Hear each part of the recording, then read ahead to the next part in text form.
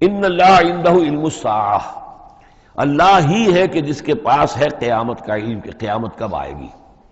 ساعہ اور قیامہ، اس کے فرق کو ذہن میں رکھیے۔ گھڑی وہ معین گھڑی جبکہ زلزلہ ہوگا اور یہ اجرام سماویہ جو ہیں وہ ایک دوسرے سے ٹکرائیں گے اور پہاڑ جو ہے روئی کے گالوں، یہ ساعہ ہے جس میں کہ ہلاکت ہوگی دنیا کی آخری۔ اور پھر باعث بعد الموت کے بعد جو دن آنا ہے وہ قیامہ ہے۔ قیام کہتے ہیں کھڑے ہونے کو، اس دن کھڑے ہوں گے لوگ اور حاضر ہوں گے اپنے رب کے حضور میں۔ تو عام طور پر ہم قیامت کا لفظ جب بولتے ہیں تو ساعت کی جگہ پر بولتے ہیں۔